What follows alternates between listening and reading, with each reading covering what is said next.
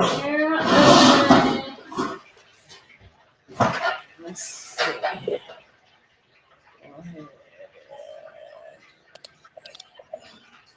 I really should have been in that room.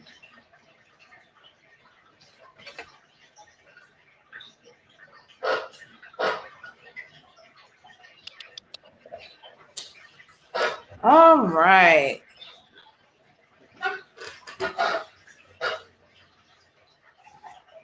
All right, what's going on, y'all? What's going on? Thank you for joining me on For You with the Tea in the building.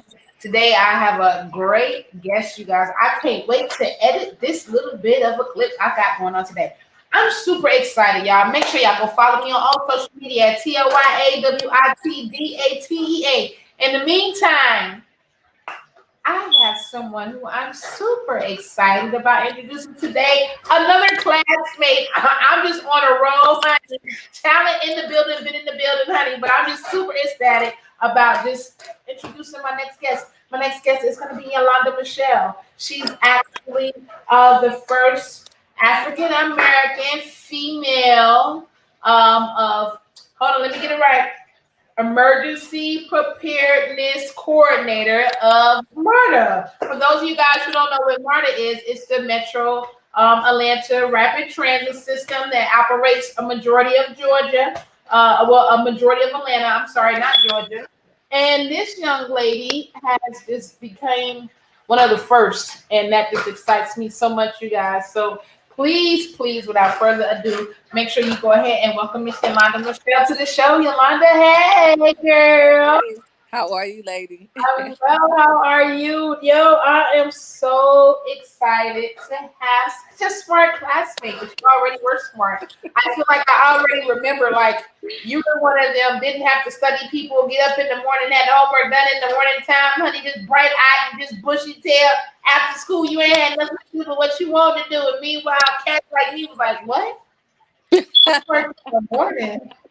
Who does It homework? wasn't that easy though. In high school, it wasn't that easy because I was involved in after school activities, so we had to get the work done. If you didn't get the work done, you couldn't do the outside activities. So Right. But yeah, no, absolutely.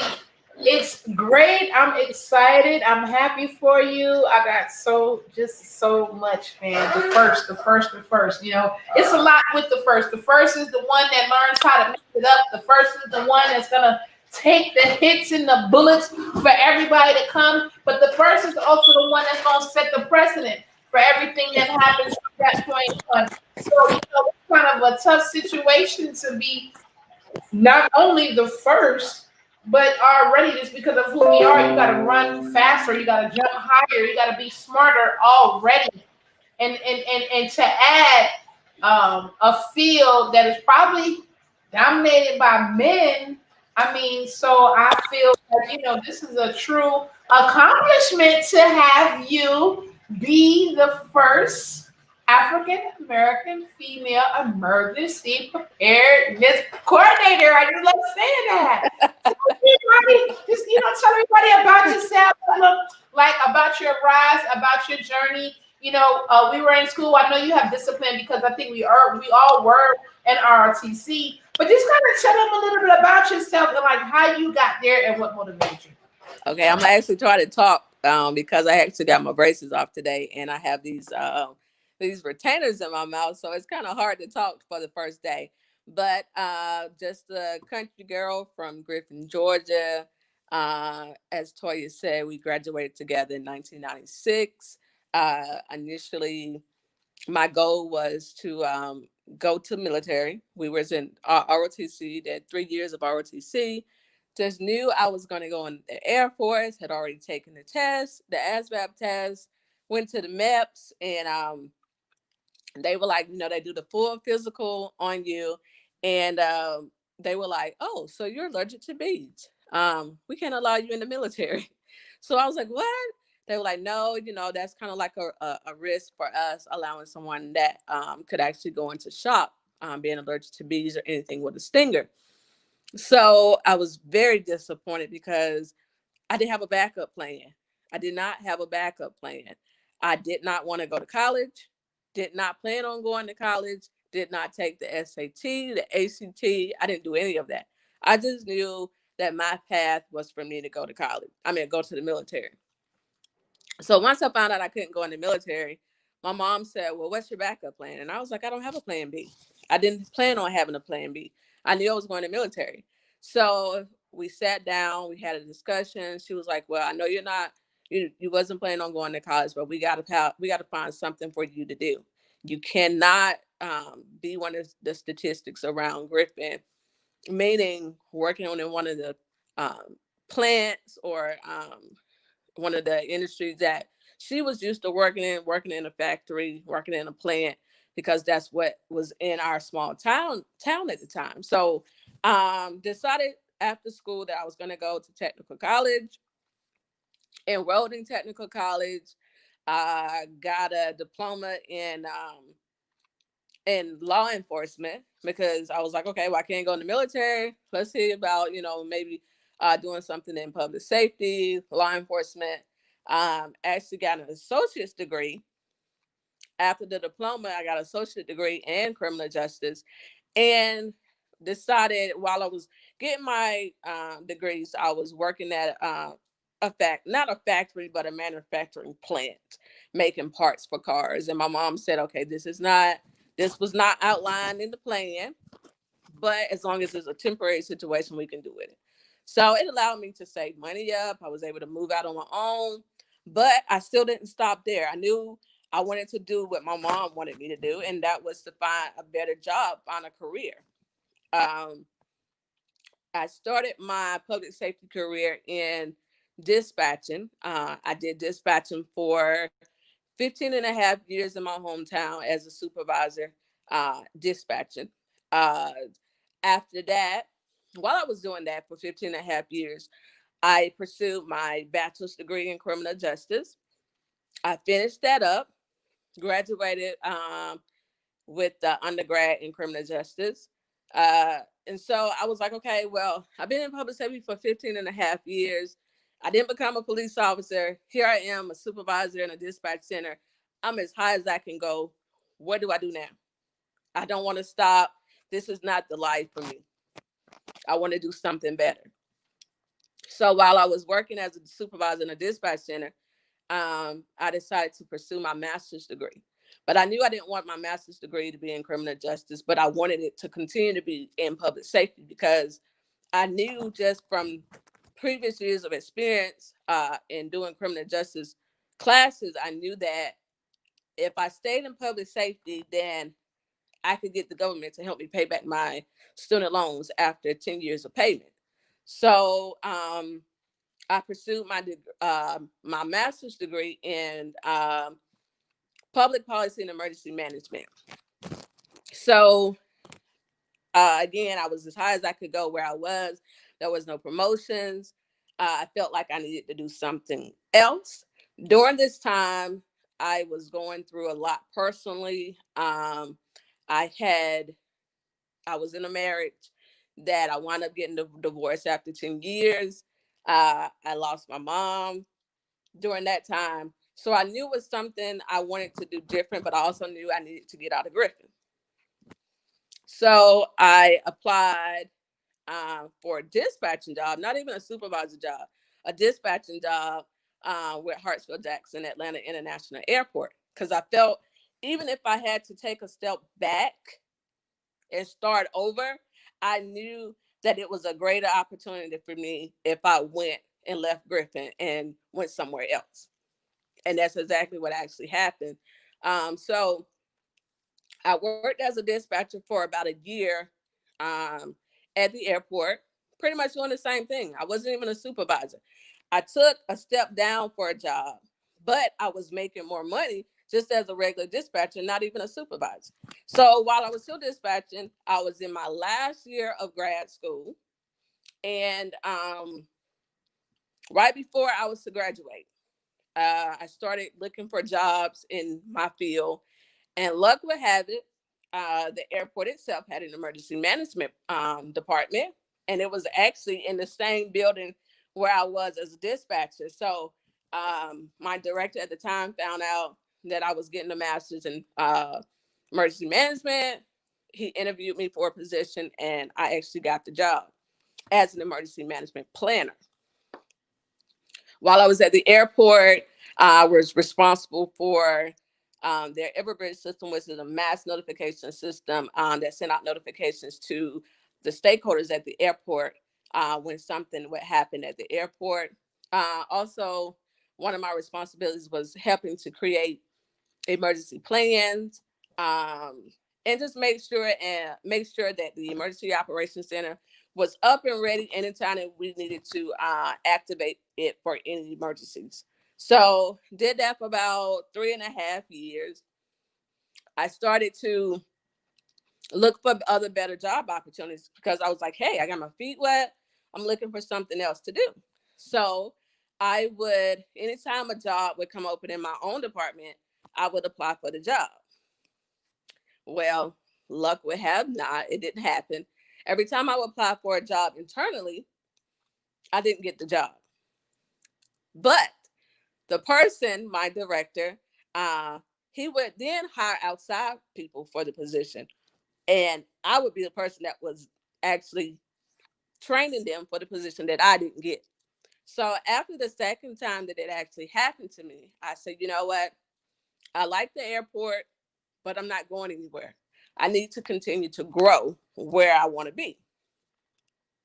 So after that happened, I started to apply for other places, other centers, other divisions, start networking with people from different agencies, from the federal level to the state level, just networking. Because what I found out in any industry, especially emergency management, it is driven by men and people that you know. So you can have all the credentials that you want, but if you're not networking and people don't know who you are, then most often you won't get a job. And a lot of times it's not based on your experience, it's about who you know. Started networking. I applied for a job at Marta. The first job I actually applied for at Marta, did a great interview. Panel was mostly men. Had about, I think it was 2 women on the interview panel. Went in, knocked it out the box. Got a phone call and they said, well, sorry to inform you, you didn't get the job. But that wasn't the first time that I was turned down for a job. I had applied at Georgia State, interviewed there twice for a position. It was down, out of 85 people, it was down from 2 people. It was between me and another person. The other person actually got the job because they was already currently working at Georgia State. So I felt like, okay, well, at Marta, definitely, I knew my interview was great. I said, well, maybe they hired from internal. Come to find out, I hired outside. And I was like, okay, I'm just going to take a break from trying to find a job. This is exhausting. I'm tired. I can't find a job. So I'm just going to take a break. Kept working my job at the airport as an emergency management planner. Um, I had took a break from applying for jobs. And just this one particular day, it was like just one of them days where I had a break and I just was like, I'm tired. I don't know if I can just continue to come to this job every day. And came home, really, really bad day, laid on the sofa, and my phone rung. And the crazy thing is, the call came in as a spam call. I never answer spam calls, never. But something said answer this call. And when I answered the call, it was Marta. So answered the phone call. The guy asked me who I was. He asked me, could he speak to Yolanda? I was like, yeah, this is me. He said, hey, this is such and such from Marta. We saw that you had applied for this job. Are you still interested in the job? And I was like, yeah, yeah, sure. And I said, well, am I gonna have to re-interview? And he says, no, you don't have to interview. You don't have to go through the whole background process. We just need you to say, yes, I'll take this job. And the rest was history with Marta. And I laugh and I joke with my lieutenant every day because I said, if I hadn't answered that phone call, I probably would not be where I am today. Um, so I've been with Marta for 7 months. It's been amazing. Um, The difference between being an emergency management planner and a coordinator for Marta, the difference between the two is I'm actually over an emergency management department over it, meaning I operates it when there's a incident that would cause a disruption in Marta's transportation, whether it is weather related, protest related, anything that would cause a disruption, meaning we would stop our trains and our buses from running, then I would be the person that activate the ELC. I would be the person that notify people, specific people that they have to be in that center so we can get it up and running and man the situation until we're back up and operating as a transportation center.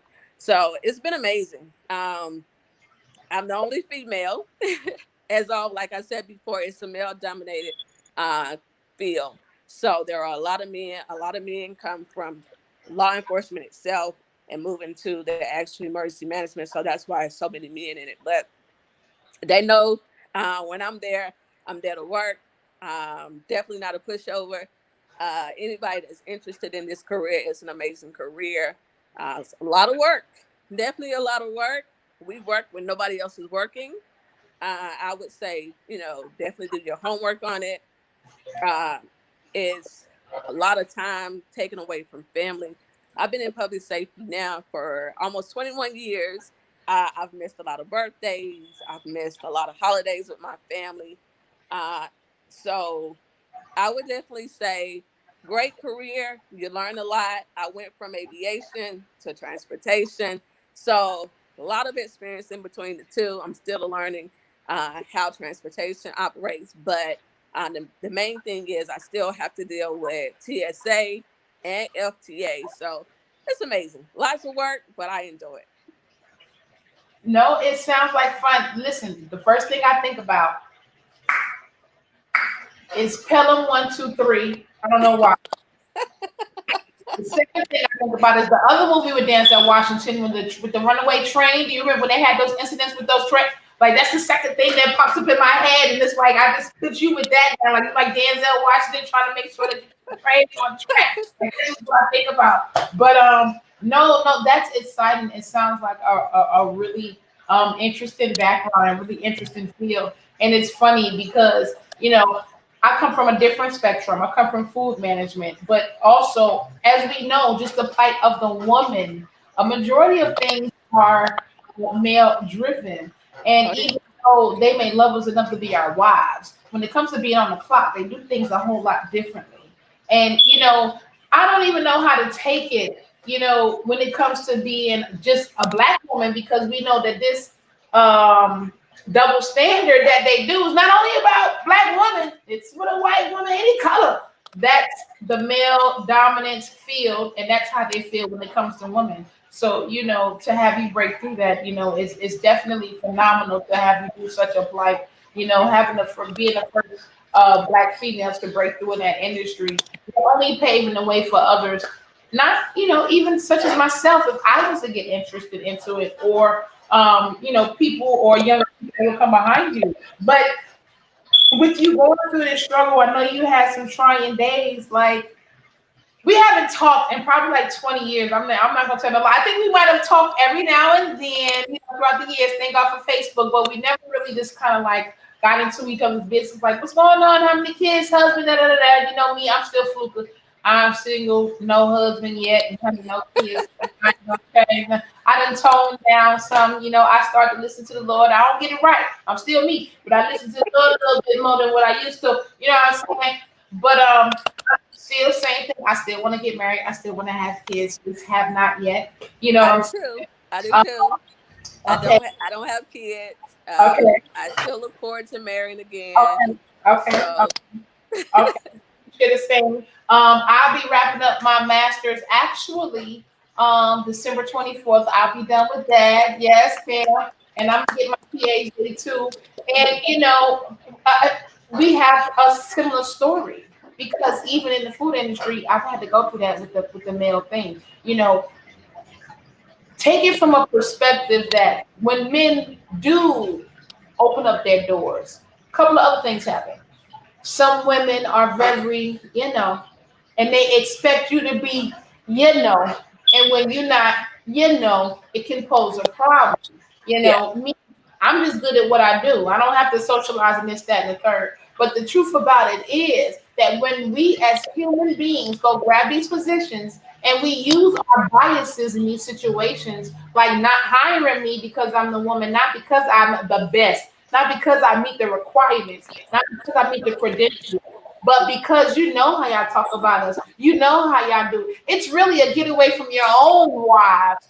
And y'all use this in corporate sectors, which it's not the best for the business and suffer for that because we are talented.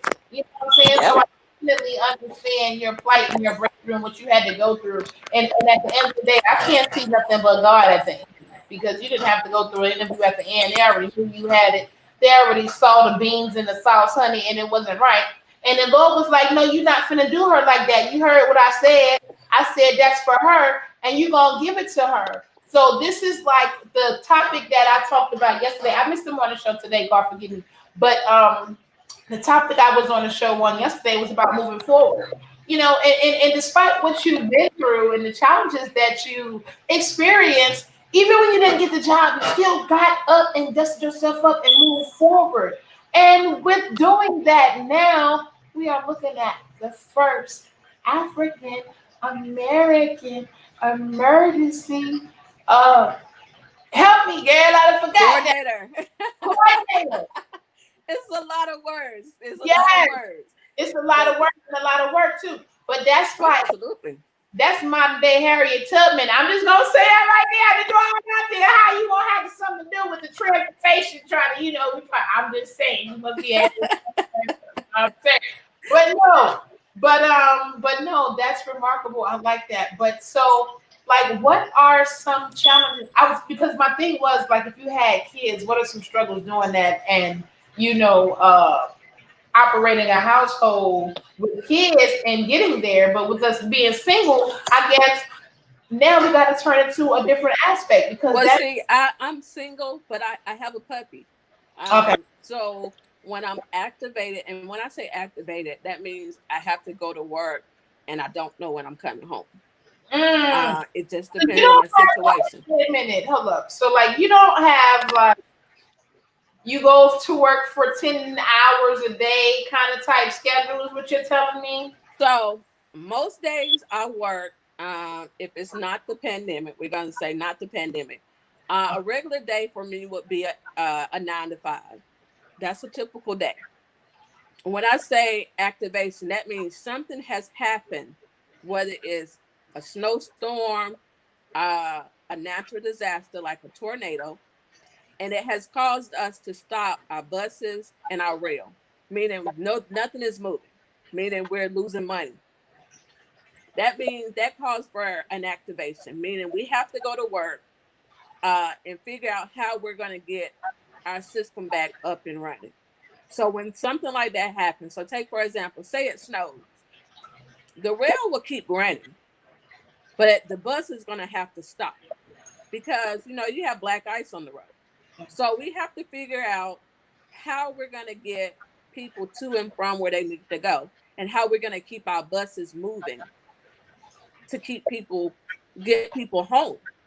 So what we do is we call it an activation, meaning we activate those who are essential to making sure that our operation runs smoothly, that we can get the buses and the rails continue to move. So when that happens, and it's the same in aviation, we did the same thing when we had bad weather or something caused the aircrafts to stay grounded and we couldn't move any aircrafts. So when that happens, I don't know when I'm going to come home. I could come home the same day. I could come home 2 days from now. So when that happens, for me, even though I don't have kids, I have a dog. I got to figure out, do I take my dog to family members? Because I can't leave him here for 2 to 3 days because I don't know when I'm coming home. So what I have to do is I have to pack him up as if he's a kid. I have to take him to my sister's house. Bless her heart if she's watching this. I thank you. I love you. My nieces love you too. And they take care of my pet. And what I do is we pack what we call our go bag. That can include your air mattress, um, your sleeping bag, a couple days of clothes, your hygiene stuff. and we work around the clock. We find somewhere. I remember at the airport finding a office and pumping up my air mattress and sleeping for a couple hours, and we were back at it. We was back at work. Um, the good thing about that, they do feed you. They're gonna make sure you're fed. You're gonna make sure you get a shower. So that's one of the downsides to working in emergency management, and that's public safety altogether. We work when nobody else works or wants to work. We go to work. We make sure people are safe. Um, Also, with my job, the good thing is you get a chance to see the great work that you actually do. We just actually did for Marta for the very first time because of the pandemic. We actually just did our first virtual tabletop exercise, and it was a cybersecurity exercise. And we talked about and we did this with various partners and stakeholders. We did this with GBI, FBI, we did it with the airport, we did it with various counties that we have buses and rails that go through. We did it with the Georgia Emergency Management. I mean, we had so many people involved in this tabletop, and we gave them a scenario, and we talked about what happens if we had a cyber attack. It happened before at the airport. We had a cyber attack. What do you do when there's a cyber attack? And so we talk about from each department that encompasses Marta, that makes up Marta. We talk to everybody and we say, hey, if this happens, how does this affect your department? And when it does affect your department, what do you do? Right. What type of plans do you have? Right. That says, hey, this is how we would implement this. This is how we would do with this. So we got some great feedback from that, from people all over. They were like, we never thought about this. The great thing about the virtual was we didn't have to normally you would be out in the opening, actually doing the exercise, but nobody caught COVID. We wanted to keep everybody safe. Absolutely. And we was able to do it within a couple of hours, got great feedback from it. Everybody learned a lot from it. And also when we do things like that, we're asking the plans that we create for everybody. We asking everybody to show us their plans. If your plan is not working for you for an incident, then let us come with you and help you build a better plan. So that's part of my job too, is helping to build better plans. When I first came to Marta, I helped with the pandemic plan. Now that this pandemic was more than everybody expected, we had to go back and we had to revise the plan. We had to have a better action plan on how we would do things with Marta. Some of the things that we implemented as a result of the pandemic plan was, how do we keep the bus drivers safe from getting COVID? We helped create shields on the buses, so when the passengers came in onto the buses, they wouldn't affect or have an effect on the bus drivers. So we created shields and put shields up. So that's part of my job with Marta. And like I say, every day is different. You come in and there's something different you're doing every day. No day is the same. And Right. anything can happen. You can have a person that jumps onto the rail. You can have somebody that's hit by a bus.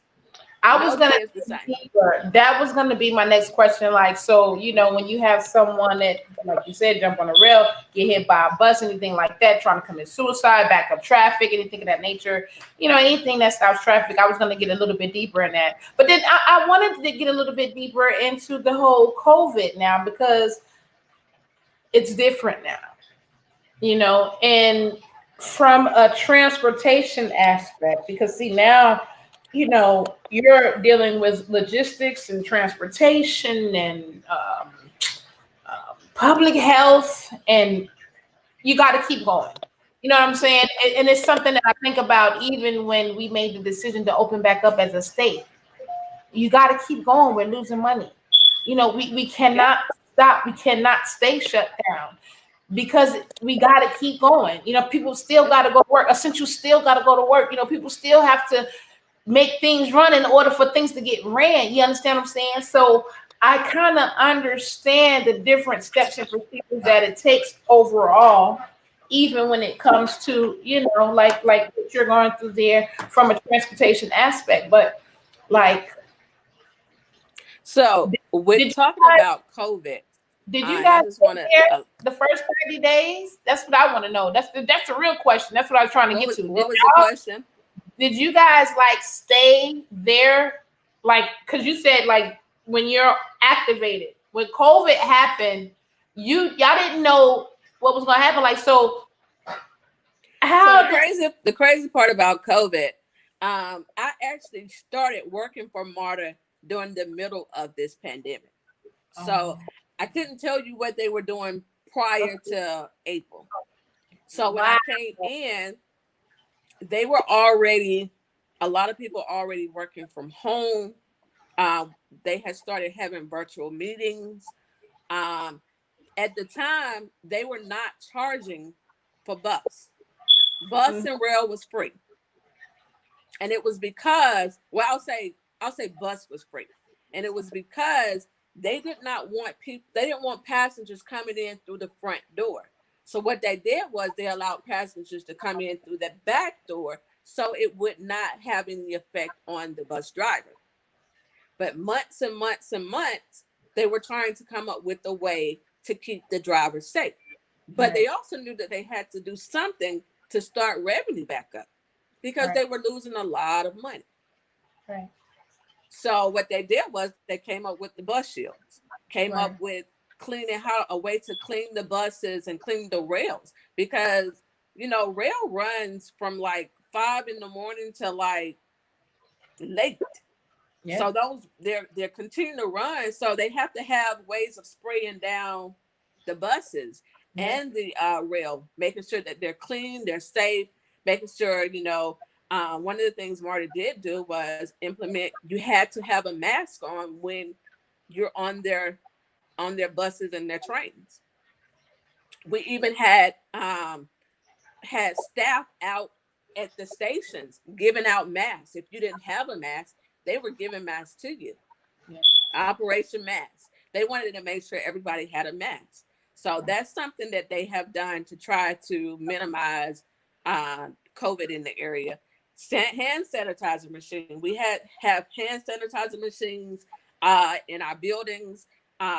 We have temperature checks when you walk up and you walk up to the temperature check and it checks your temperature and you have to document it. So we have that. We did, for the first time, we activated our EOC last week for the protests. We did that, because we didn't know what the decision was going to be. We didn't know if people were going to, protest, if it was going to become an outrage situation. So what we did was we activated for that week. We monitored the news stations. We um, monitored our bus areas, our rail areas, because with Marta, you got way over 10,000 cameras everywhere. So we monitored the camera system. We did have few protests that we monitored, because what we didn't want is we didn't want our buses to get into a situation where they couldn't get out of. If they got blocked into a situation, we rerouted them to a different location or a different route. right, So that's why we activated last week. And what we did, we took precautions for that because that was the first time we activated our center since the pandemic. So we made sure when people walked in, you had to have a mask. We had to take your temperature. When you came into your area, we had people sitting in different spaces.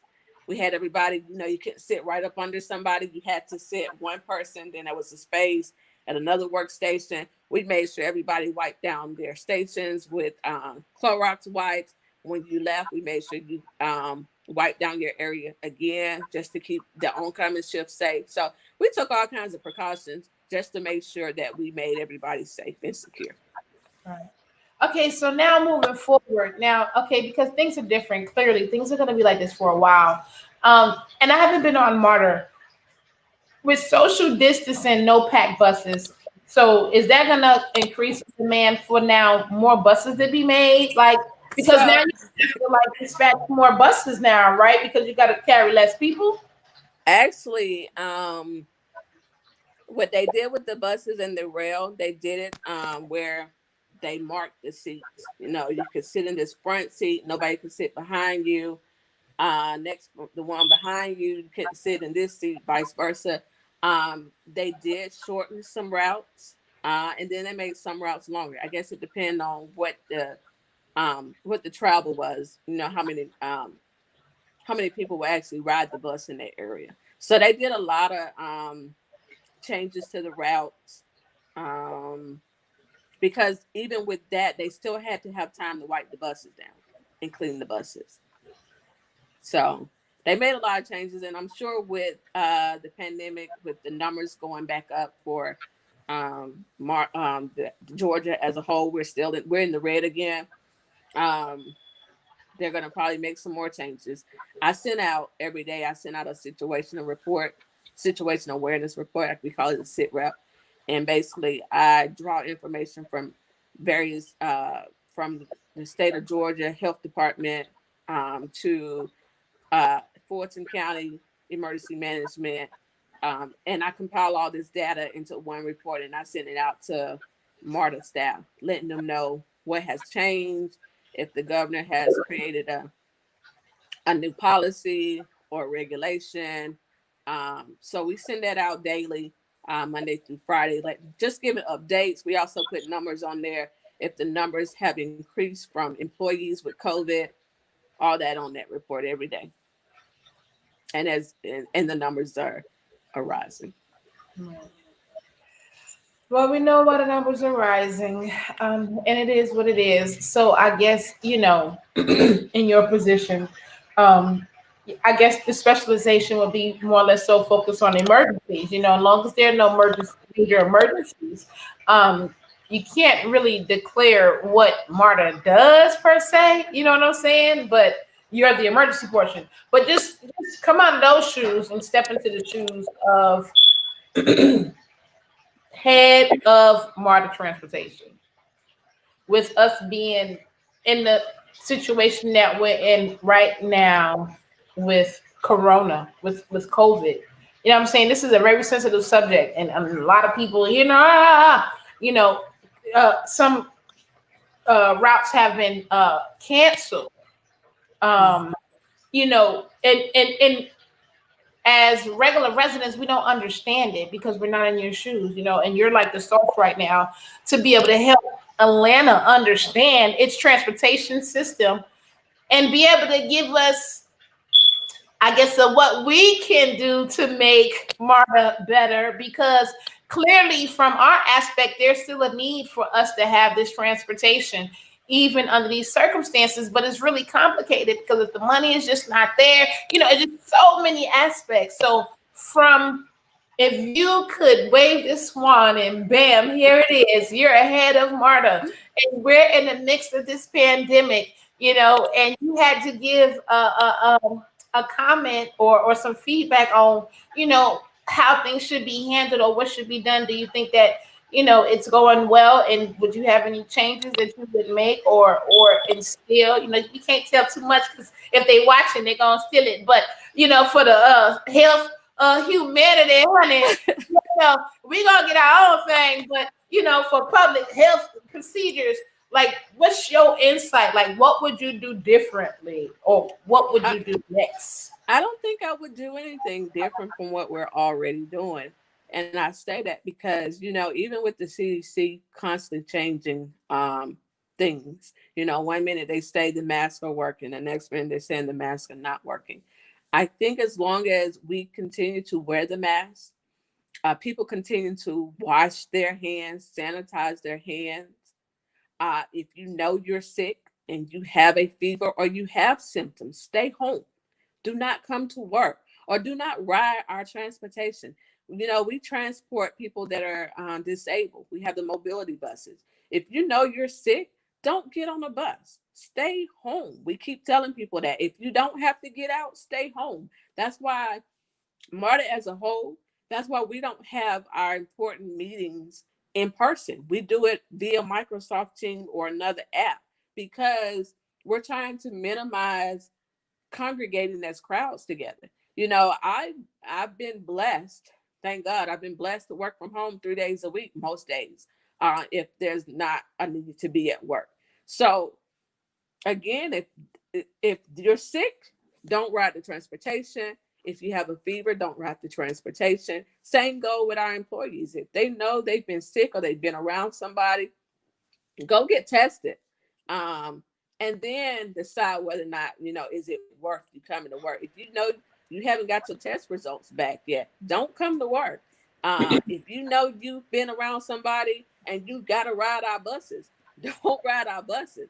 Again, I don't think there's anything that I can change or enhance. Just continue to tell people to wear the mask, stay home when you're sick, and sanitize. Nothing different from that until we figure out how to really get rid of this virus. And I think it's going to be around for a long time. Because even if Yeah, we get the that's true. vaccination, not everybody's going to be able to afford the vaccination. And I for one, wouldn't be that person that's volunteer to want to even do the vaccination. So, and that's just me personally. I don't want to be a guinea pig. I learned a long time ago, Tuskegee, I wouldn't want to be that person. So, Yeah. So for me, I don't know if you've heard this story, but 2017, I was diagnosed with internal bleeding, went to the hospital. They knew what was happening. And because I didn't have insurance, they sent me home.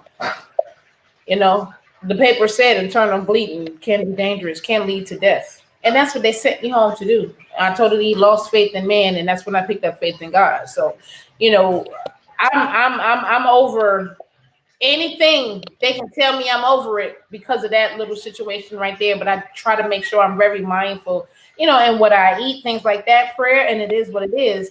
But I do understand the circumstances that are going around. However, we're gonna get ready to wrap this up, but I got this last thing that I wanted to talk about before we go, and it's because again, as a I'm going to just call you a public servant, a public official, someone who, your job is to be able to lead your team into executing things that are going to take care of us, to promote, our health and our safety when it comes to utilizing rapid transit. You know what I'm saying? And even though we all understand, CDC guidelines and all of this, that, and the third, let's be honest. We are hard headed. We don't do the right things with our money. I cannot afford to not go to work. I still gamble because some of these things that was essential, some of them things were my demons. And I cannot not go to work. I've been conditioned for the last 20 years that no matter what happened, I can be sick as a dog. I still got to go to work. So now that Corona is coming and I'm coughing, trust and believe I have to go to work because I still have a family. Some people, they just can't. They got kids. The kids got to go to school. They can't stay home because I gotta go to work. And when I go to work, I gotta take Marta.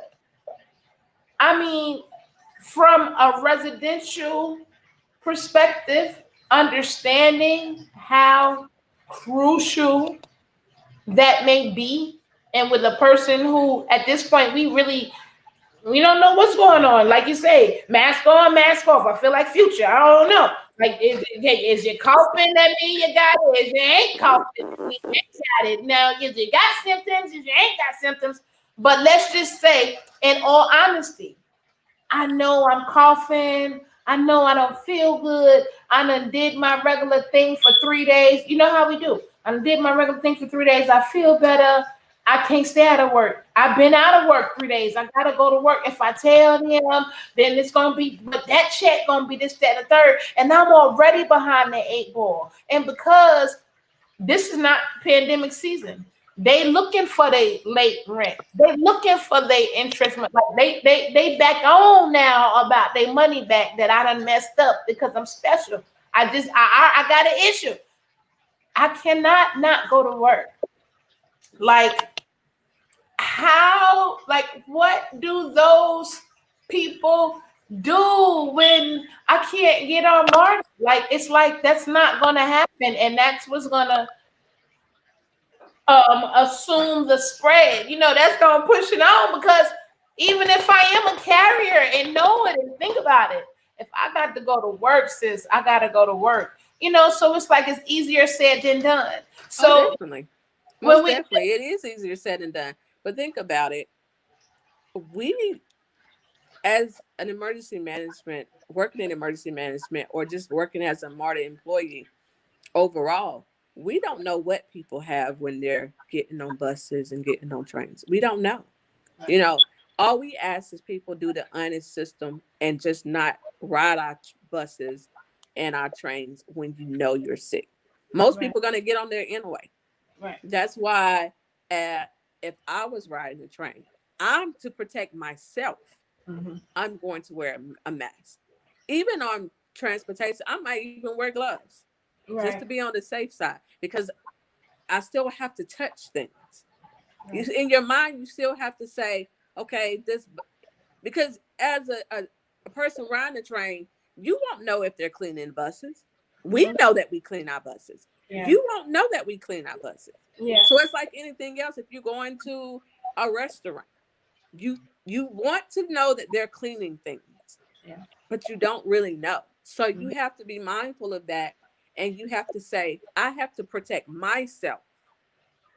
I can't rely on other people to try to protect me. I have to protect myself.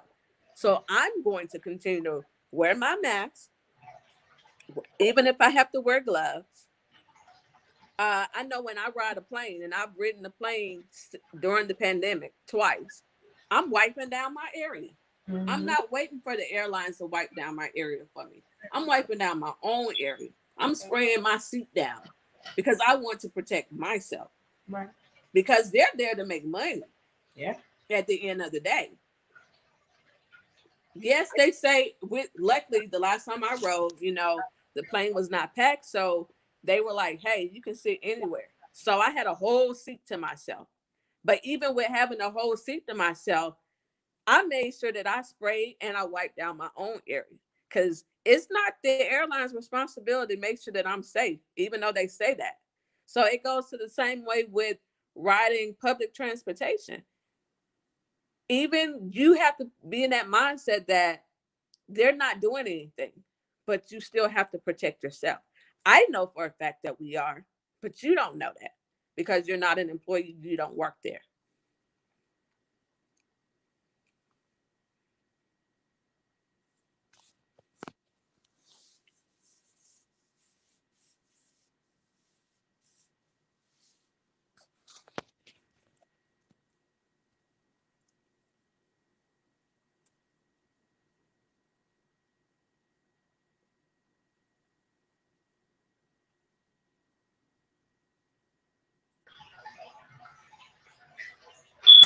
yeah. There you go. I was trying to get your picture up there. That's what took me so long, huh? Yeah, I, don't wait for, that's just like anything else. I don't want to make it a sexual thing, but that's just like, you got to protect yourself during that time. Don't wait for somebody to have something that you need. You yeah, bring your own stuff. yeah, Protect yourself. yeah. And that's true. That's what it is. And not for nothing, I think this is something else that I think that we all lack. And I think that, you know, I think that if we were to go out for drinks, if we dig deep enough, we probably could come up with some crazy things we talked about we wanted to do when we were younger that we never really did. But I definitely believe in using, our positions of power to change the world. You know what I'm saying? And I think that when God anoints people to get into certain positions, I think it's because He know they're going to do the right thing. Especially now, the devil done had his time, honey. We done had the wrong people in place, honey. They done did what they did, honey. Their time up, honey. You gonna wrap that up? They finna get blowed out, and But the Lord is going to start putting us in places because He know we're going to do the right thing. And I think that with this last statement, it's like, just because I know the world, I think this is a great time for Marta in the transportation industry to start to invest in community and community invest in transportation. And I think that there are some alternatives that uh, we walk by every day that can be financially rewarding. It can be rewarding on a nonprofit aspect. And it can actually be gestures of um, generational changing opportunities for people if we really just take time to deal with each other about empathy and have dialogues, open dialogues, and do everything that we can to try to, make a solution with the next person. And with a huge company, like Marta. I used to know someone that used to do recruitment there, Chris. I've always wanted to reach out to a big place like that and like, hey, look, how can we work together, community and transportation, and come up with something that's just for everybody. And yeah, we need to learn how to focus on, we need to invest money on how to focus on getting these things done. Yeah, there are people out there that may be sick, but we need them not to move. So how Oh, can, what I'm absolutely. I saying? don't I don't know if you know this. Marta actually does a lot in the community. Marta don't just own the rail and buses and mobility vehicles, but Marta owns property. If you ride up and down Piedmont, apartments, townhomes, they own it all. They give back to the community. They just did a back to school drive. Okay. So they do quite a bit in the community. I don't know if a lot of it is televised, Yeah. but they definitely do a lot. Since I've been there, I've been in discussion in every job that I've been able to have. I've been blessed to do career days where I go and I do things with students. I do have plans. Hopefully, when this pandemic is gone. I do plan on getting back where I go in person, do career days, talk about what it is that I do. Yeah. I have plans of taking our mobile command vehicle to show the kids what it looks like to be in an operations center that's on wheels. Mhm. I was fortunate enough to actually be over the mobile command vehicle for the airport as well, where I deployed it out. Small little lady with a big opportunity to uh, be riding around in a big old bus. So definitely looking forward to doing that. And again, Marta does quite a bit in the community, and looking forward to getting more involved in it myself. Yeah. That sounds great, honey. You might as well go ahead and do a virtual career day, girl, honey. We gonna be in the house anyway. Ain't no need to holding nothing up, honey. We finna keep it moving. So only thing we gotta do is record it, produce it, chop it up, and put it right on out there, honey, because you got it, and we need to make sure everybody else know who you is out here, girl. So I'm Absolutely. Looking yes. forward to it. I miss my opportunities being able to go till the senior citizen center and teaching line dance and things I like that. know, So I right. miss doing that as well. Yeah, but we can still reach them. We can do that Facebook Live. I'm down, honey. Please understand. I'm still crazy. So if you want to do that from the virtual, we can still do it, honey. People are just opening up different doors, just doing their thing straight from the house during quarantine time. So yeah, honey, that ain't no Yep. excuse. Come on, we can still do it from the house. If you need some help, let me know, man. But let me say again, I am super proud of Thank you. you. Thank you. Thank you. Things, man. I'm definitely gonna be reaching out like, hey, listen, throw that out there at them and let's see. Cause and then We're eventually always looking they- looking for, you don't know. We're always looking for ideas, Mhm. things like that from the community that can make Yeah, Marta yeah, better. I mean, Marta's been around for a very, very long time. We want it to continue to be around because a lot of people depend on Marta. Whether it's the train or the buses, a lot of people depend on Marta. It's how you get to and from work and other places. So we definitely want it to be around for a very long time. yeah. And I want to make it more engaging because that's what you need. We need to make it more engaging. It's a very critical part. Transportation is a very critical part to our everyday lifestyle, man. And I Absolutely. really think that, I just got some things in my head that I think can not only be beneficial to Marta, but to everyone else. And I just see what God is doing. So I'm just glad He's putting His pawns in place. I love it. But yes, super proud of you, man. Definitely. I'm gonna be hollering at you about a couple of things, man. I'm gonna have all the little girls making sure all of you little young ladies, like you need a mentor. need you to watch her. Look at her. Look at what she does. Look at us. We up here right now. We ain't got no kids. It's still kind of free, but we good and tired, good and ready for some kids now, honey. Come on, let's do it. I got one in college at Payne College right now. Um, Okay. let's do it. Tell And me. I'll have one. Hopefully, my niece graduates in December, so I have another one. Yeah, yeah, that's how it is. I'm with it. I'm with it. I'm with it, and I'm here, man.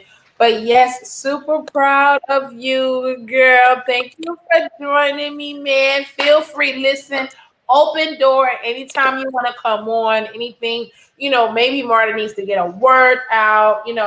Whatever you need. I'm still here. I'm still your girl, honey. Call me anytime for anything. You want to hang out, do lunch, whatever. I'm gonna be doing some things. So know that you got an open invitation, honey. If y'all Thank need you. anything at Marta. Appreciate it.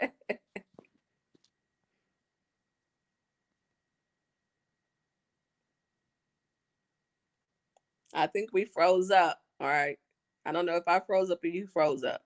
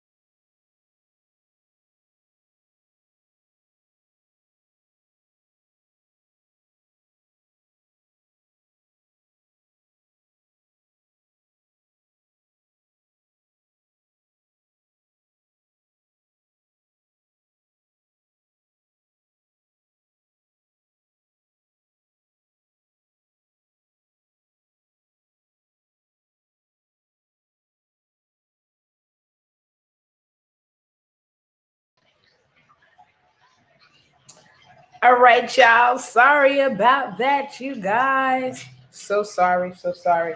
So listen, I had some technical difficulties real quick. I want to thank y'all for joining me. But thank y'all for joining me with the show, man. Sorry about that, you guys. I had some technical difficulties. Thank you for joining me on the show, man. It's been Toya with the T. It's your girl. Thank you for checking me out. We just had an interview with Yana Michelle, first Black emergency coordinator of Marta. So happy. In my earlier interview, I had a tattoo artist on. Go check them out. 38 Hot Tattoos. This Toy with the T. Spill the tea on my peoples, man. Thank y'all for joining me. Love y'all. Bye. Stay tuned for more.